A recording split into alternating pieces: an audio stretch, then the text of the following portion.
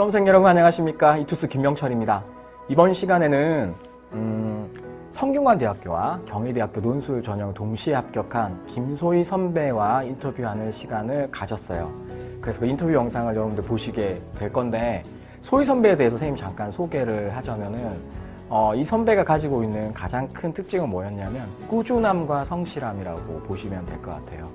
보통 이제 논술 전형을 준비하는 친구들이 막연한 불안감에 휩싸여서 내가 논술로 합격할 수 있을까라고 하는 생각을 가지면서 띄엄띄엄 공부하는 그런 측면들이 있거든. 근데 이 선배는 흔들리지 않고 7월, 8월, 9월, 10월까지 흔들리지 않고 계획을 잘 세워서 끝까지 열심히 해서 좋은 성과가 있었던 그런 선배라고 생각을 하시면 됩니다. 선배 인터뷰를 보시면 알겠지만은 논술을 선택한 건 인생의 신의 한 수였다. 그러니까 주변에서 만류도 많이 하고 논술을 합격할 수 있을까라고 하는 어떤 불안감이 있었지만은 흔들리지 않고 꾸준히 열심히 했던 게 합격의 비법이지 않았냐라고 하는 말을 했었는데, 선생님도 그렇게 생각해요. 그래서 이 영상을 통해서 여러분들도 합격의 기운을 팍팍 받아가시면 좋을 것 같아요. 자, 그러면 선배와의 인터뷰 영상 살펴보도록 하겠습니다. 자, 친구 자기소개 부탁드려요. 안녕하세요. 저는 성균관대학교와 경희대학교 논술 전형으로 합격을 하게 된 성균관대학교 인문과학 계열 19학번 김소희입니다. 소희야 축하하고, 소희는 논술 전형을 선택하게 된 계기는 무엇이었나요? 학교 선생님께서 논술 전형을 추천해 주셨는데요.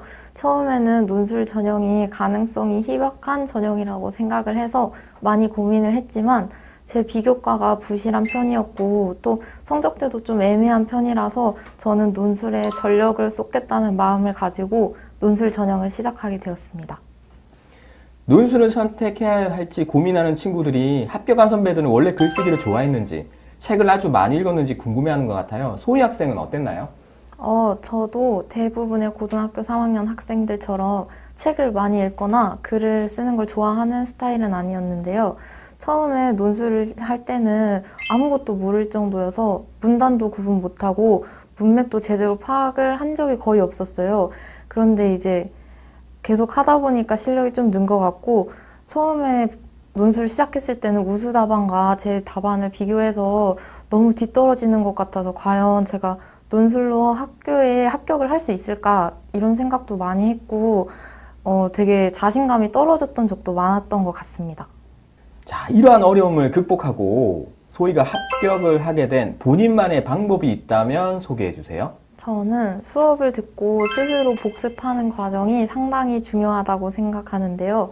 그 선생님의 수업을 듣고 처음에 접근법을 익힌 후에 우수 답안을 리라이팅 하거나 그 속에 있는 모르는 단어들을 찾아보고 또 대리버 등을 이해를 하는 등의 노력을 기울였고요.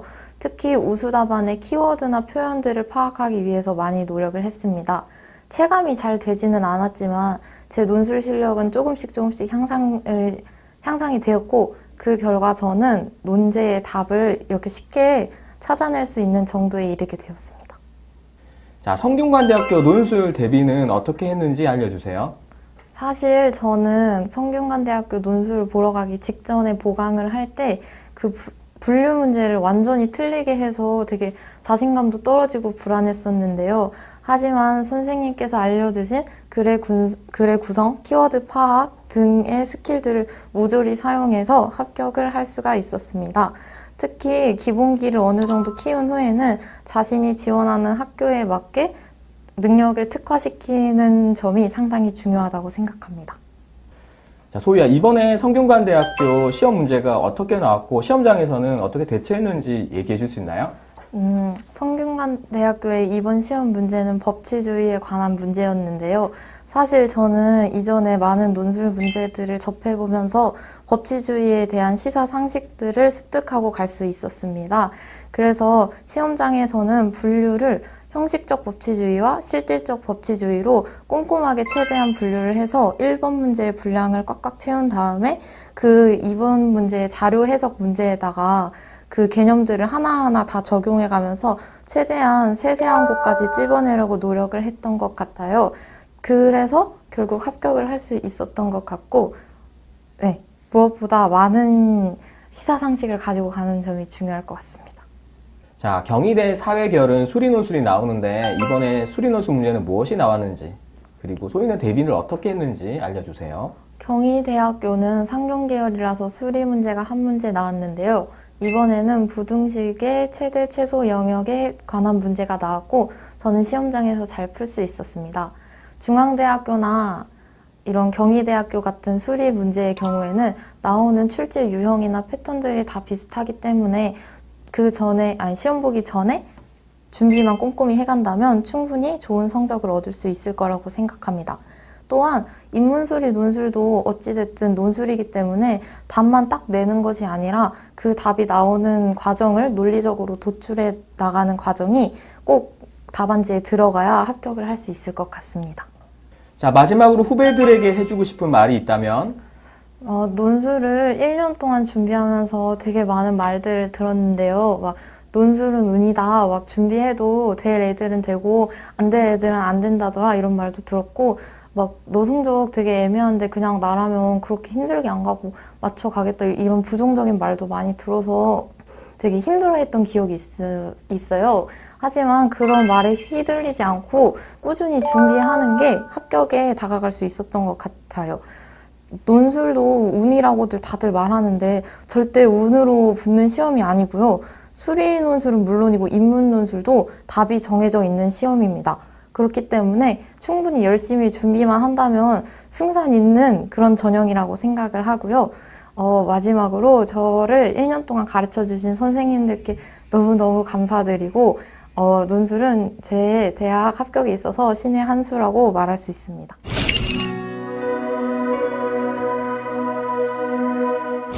안녕하십니까. 이투스에서 대학별고사를 맡고 있는 김영철입니다. 네, 안녕하십니까. 친절한 최강쌤 최영신입니다. 예, 최강 선생님을 오늘 네. 모시고 우리 최상위권 논술 전략에 대해서 선생님 한번 살펴보려고 네. 하는데요. 우리 뭐 학원에서도 그렇지만 혜민이도 그렇고 최상위권 학생들이 굉장히 많이 합격을 했었는데 소희 같은 경우도 경희대랑 성대를 다 합격을 했는데 네. 경희대나 뭐 성균관대와 같이 최상위권에 합격하기 위해서 필요한 그런 노력이나 전략 같은 게 뭐가 있다고 생각하시나요? 네, 일단 최상위권 학교를 지원한 학생들은 제가 생각하기에는 일단은 성실함과 그리고 꾸준한 노력이 필요하다고 생각합니다. 보통 최상위권을 지원하는 학생들 같은 경우에는요, 아무래도 수능 최저를 맞춰야 된다는 부담감이 있기 때문에 6월 모의고사가 안 나왔을 경우에는 거의 대부분 수능 성적을 올리고 논술을 하겠다고 하는 학생들이 굉장히 그렇죠. 많거든요. 네. 그런데 이제 막상 수능을 올려놓고 나면은 사실 논술 준비가 안 돼 있기 때문에 최저를 맞춘 경우에도 합격하기가 어려운 경우가 굉장히 많아요.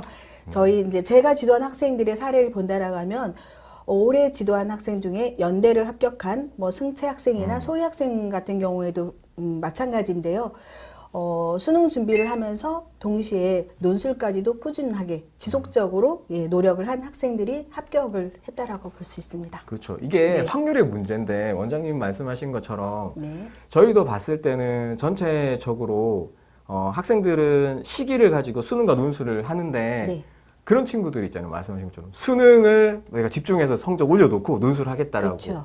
그렇게 했을 때는 좀 성과가 좀 안 좋은 측면이 있는 거죠. 네, 맞습니다. 그래서 예. 이 밸런스를 잘 맞춰서 나가는 게 좀 필요하다 이런 생각을 저도 가지게 됩니다. 네, 그리고 이제 노트 네. 사실은 정리도 굉장히 중요한데요.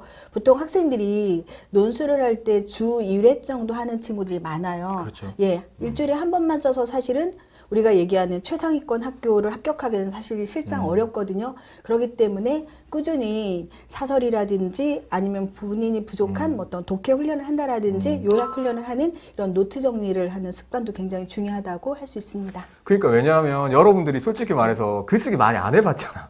근데 많이 안 해봤는데 네. 일주일에 한 번 해가지고 합격한다? 그것도 그렇죠. 그렇게 네. 도박을 거는 거는 조금 위험한 것 같고 그 선생님 말씀하신 것처럼 자기만의 노력 이런 것들도 좀 필요한 것 같아요. 그래서 노트 정리를 해 나가면서 자기가 배웠던 것들을 하나하나 만들어 나가는 과정 이런 것들도 의미가 있지 않을까 이런 생각이 들고요. 네. 근데 이제 원장님께서 강조하시는 게 이제 자가 첨삭이 있는데 네. 자가 첨삭은 어떻게 하는 건지 좀 소개를 해주시면 친구들한테 좀 도움이 될 것 같아요. 예, 보통 이제 선생님이 대면 첨삭을 해줄 때는 학생들이 일방적으로 듣는 입장이에요. 그러다 보니까 거의 한 귀로 듣고 한 귀로 흘려버리는 경우가 많거든요. 근데 자가 첨삭을 하기 위해서는 먼저 본인이 이제 썼던 글을 다시 한번 분석을 갖다 해야 돼요. 논제부터 제시문과 연관지어서요. 그렇기 때문에 그럼 논제와 제시문을 꼼꼼하게 분석한 뒤에 그리고 본인이 쓴 글을 하나하나 점검하면서 어떤 부분이 틀렸는지 다시 한번 점검을 하기 때문에 실질적으로 굉장히 도움이 된다라고 볼 수 있습니다. 네. 그리고 명철 선생님이 또 평상시에 굉장히 강조하시는 거 있잖아요. 네네. 리라이팅. 네, 그렇죠. 본인이 쓴 것을 자가 첨삭한 뒤에 다시 한번 제시문과 그리고 논제를 보지 않고 혼자 써보는 훈련하는 것도 굉장히 도움이 됩니다. 왜냐하면 논술도 출제자가 요구하는 그런 로직이 있고 어느 정도 써야 되지 합격하는 그쵸. 그런 기준이 있기 때문에 선생님 말씀하신 것처럼 자가 첨삭을 통해서 내가 뭐가 부족한지를 파악하고 리라이팅을 통해서 합격 답안을 써나가는 체화해 나가는 네, 훈련이 그렇죠. 굉장히 중요하다 이렇게 볼 수가 있을 것 같아요. 네. 그리고 이제 선생님께서는 그동안에 굉장히 많은 아이들을 합격을 시키셨는데 특히 이제 경희대, 중앙대, 뭐 외대 이런 대학들 라인들 많이 합격시켰는데 네. 우리 소희가 이제 경희대를 합격했으니까 경희대 합격 비법에 대해서 좀 말씀해 주시면 좋을 것 같아요. 예, 일단 모든 학교의 합격 비법은요. 일단은 기본적으로 독해를 정확하게 하는 거고요. 그리고 우리가 이제 긴 글을 어떻게 출제자가 요구하는 답안을 엑셀을 뽑아서 담아낼지 고민을 하는 것들이 필요한 것 같아요. 그렇기 때문에 기본적으로 요약 훈련을 갖다 하는 것이 저는 요약 훈련을 많이 해보라고 권하고 싶거든요. 특히 이제 경희대 같은 경우는 1번 문항이 비교 분석형이에요. 그래서 그럼 비교 분석형을 할 때는 기본적으로 공통 주제, 공통 점을 찾아낸 후에 그 다음에 차이를 드러내는 기준이 무엇인지, 그리고 그 기준을 대립상을 구성해서 차이점을 갖다 부각시키는 훈련을 하는 것이 좋고요. 이번 문항 같은 경우는 이제 경희대는 비판형이나 견해 제시형이 나오는데 이제 그냥 견해를 제시하는 것보다는 제시문과 연관지어서 주논 반제 구조로 그러니까 주장, 논거, 반론, 재반론 구조를 갖다 형성한다라고 하면 좀 더 논리적으로 서술을 할 수 있습니다. 경희대 논술의 특징이 원장님 말씀하신 것처럼 주제 자체를 정확하게 내가 파악하고 이해하는 게 그렇죠. 되게 중요하죠. 네. 그래서 그걸 해 나가기 위해서는 독해력이 중요하고 네. 그다음 독해를 한 다음에 요약하는 능력. 그래서 그게 기본이고 그 기본을 바탕으로 해서 분석과 비판까지 확장해 나간다라고 하면 좋은 성과 있지 않을까 생각이 네. 듭니다. 선생님 그 성균관대 논술도 한번 좀 알려주세요. 네. 성대는 일단 제가 가끔씩 학생들한테 네. 우스갯소리로 성대가 참 영악하다라는 표현을 하는데요. 네. 1번 문제가 분류형이에요. 그래서 1번에서 분류를 잘 못하면 2, 3번 아무리 잘 풀어도 그렇죠. 합격하기 어렵기 때문에요.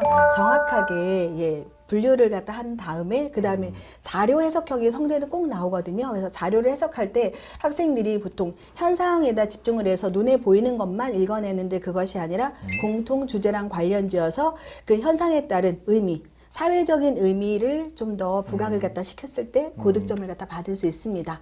그리고 성대가 특이하게 다른 학교와는 다르게 원고지로 되어 있는 것이 아니라 줄로 되어 있어요. 시간 안에 본인이 정확하게 많이 쓸 수 있다라고 하면 조금 더 유리하기 때문에 성대를 지원하는 학생들 같은 경우는 시간 안에 좀 길게 쓰는 훈련을 갖다 하는 것도 하나의 팁이라고 볼 수 있습니다. 네, 맞아요. 왜냐하면 네. 특히 이제 선생님 말씀하신 것 중에서 2번, 3번 같은 경우가 어떻게 보면 내가 많이 쓰면 쓴 만큼 분석의 퀄리티가 높아질 수밖에 그쵸, 없잖아요. 네. 그래서 짧게 컴팩트하게 쓰는 것보다 시간이 허락하는 한 내가 이만큼 분석했다라고 하는 건 교수님께 좀 적절하게 잘 어필해 나가는 게 좀 필요하지 않을까 그런 생각이 듭니다. 네. 자, 그럼 이제 원장님 저희가 논술 전략에 대해서 좀 살펴볼 건데 네. 지도하시면서 이런 학생들이 좀 있는 것 같아요. 내가 내신 성적은 한 2등급대 정도인데 수능 최저는 잘 안 나오지만은 높은 대학으로 원서를 막 쓰려고 하는 친구들이 있어요. 이런 친구들에게 좀 조언을 해주실 게 있다면은 한번 해주시면 좋을 것 같아요. 아무래도 이제 학생이나 학부모님 입장에서는 상위권, 예, 명문 대학을 갖다 보내고 가고 싶은 게 아무래도 목표라고 할 수 있습니다. 그러다 보니까 학생들이 최저를 굉장히 높게 그렇죠. 잡는 경우가 네. 있어요. 그래서 보통 육모나 아니면은 이제 학기 초반에 3, 4월 모의고사를 보고 어느 정도 2등급대가 나오면 아, 내가 조금만 더 하면 1등급을 받을 수 있겠다. 그래서 이제 서강대라든지 예, 삼합 6인 학교를 갖다 지원을 하는데 실상 그렇죠. 예, 정시 뚜껑을 열어보면은 예, 이합 사도 맞추기 힘든 학생들이 굉장히 많아요. 맞아요. 그래서 네. 너무 높게 전략을 갖다 세우는 것보다는 보통 육모나 구모에서 본인의 성적에서 하나나 두 개의 단계를 갖다 내리고 그다음 내가 확실하게 맞출 수 있는 학교를 좀 전략적으로 공략하는 것도 하나의 방법이라고 할 수 있습니다. 네, 아주 네. 중요한 말씀을 해주셨는데 네. 여러분들 원서 6개 쓰잖아요. 근데 만약에 내가 최저가 3개가 안 된다라고 하면 내가 아무리 논술 공부를 열심히 해도 이 3장의 카드는 그냥 버린 카드가 되기 그쵸. 때문에 네. 선생님 말씀해 주신 것처럼 냉정한 자기 판단이 필요한 것 같아요. 그래서 육모, 구모 기준으로 했을 때 원서 쓸 때까지 해서 그런 자기 냉정한 판단을 바탕으로 해서 원서를 좀 잘 만들 그럴 필요가 있지 않나 이런 생각이 들고 네. 그다음에 선생님 또 학부모님들이 궁금해하는 게 논술 공부하는 게 뭐 교과나 수능에 도움이 되냐 논술 공부했는데 논술로 뭐 내가 불합격하게 되면 이게 써먹을 수 없는 게 아니냐 이런 또 질문들이 많잖아요. 네. 선생님들 여기서 어떻게 생각하세요? 당연히 네. 논술이 수능하고 교과에 도움이 됩니다. 그것도 아주 많이 된다라고 볼 수 있는데요.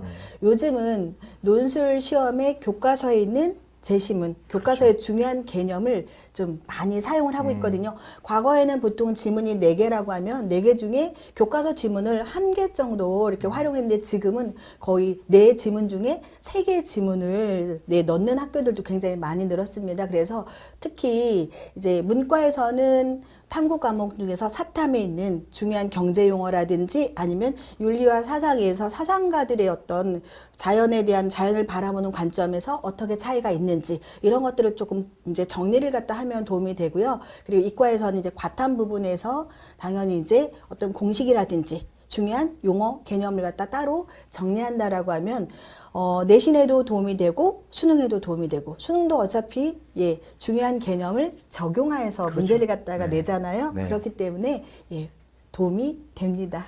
그러니까 여러분들 논술은 최근에 다 교과서를 기반해서 100% 출제를 하고 그렇죠. 있기 때문에 교과서와 연계된 내신이나 수능 공부에도 당연히 서로 호환해서 도움을 줄 수 있기 때문에 네. 논술 열심히 하면은 수능이나 내신에도 네. 좋은 성과가 있지 않을까 생각이 듭니다. 자, 그러면 선생님 끝으로 우리 상위권 대학을 생각하고 있는 친구들에게 마지막으로 조언 한마디 해주고 맞춰볼까 합니다. 네. 어떤 말씀 해주실 수 있는지 예. 해주십시오. 김현철 선생님께서도 말씀을 하셨지만은 예, 최저를 맞춰야지만 논술 전형에도 합격이 가능해요. 그러다 보니까 학생들이 최저가 먼저라고 생각해서 굉장히 불안해서 중간에 논술을 그만두는 친구들이 포기하는 친구들이 많거든요. 예, 그렇게 하기보다는 조금씩 시간을 갖다가 조금 할애를 해서 논술과 예, 수능 공부를 예, 같이 예, 꾸준히 하는 것을 예, 적극적으로 권하고요. 그리고 이거는 상위권 학교뿐만 아니라 모든 학생 논술 전형을 준비하는 학생들에게 도움이 되는 것인데요. 저는 학생들한테 노트 검사를 할 때 제가 굉장히 많이 써주는 말 중에 하나가 No pains, no gains라고 해서 고통이 없으면 얻는 것도 없다라는 말을 많이 써요. 그래서 논술 공부를 할 때는 3가지 고통을 제가 겪으라고 하거든요. 예. 제1고통은 머리가 아프고, 예. 그러니까 그만큼 글을 읽고 쓰면서 생각을 하라는 얘기거든요. 예. 그리고 2번째 고통은 눈이 아프고 대충 읽는 것이 아니라 좀 더 예. 그 글 안에서 중요한 아이가 무엇이 있는지 그러니까 주어를 갖다 정확하게 주체 대상을 갖다가 정확하게 찾으라고 하거든요. 예, 그리고 3번째는 남들보다 한 자라도 더 쓰고 한 자라도 또박또박 쓰라고 이 3가지 고통을 겪는다면 예, 이번에 논술로 합격할 거라고 믿습니다. 네, 자 고통을 여러분들 즐길 줄 알아야 그렇죠. 돼요. 고통 없이는 모든 게 네. 이루어지는 게 없으니까 우리 선생님 말씀하신 것들 내용 다 잘 참고해서 네. 올해 좋은 성과 있었으면 좋을 것 같습니다. 자, 오늘은 여기까지 하도록 할게요. 감사합니다. 네, 감사합니다.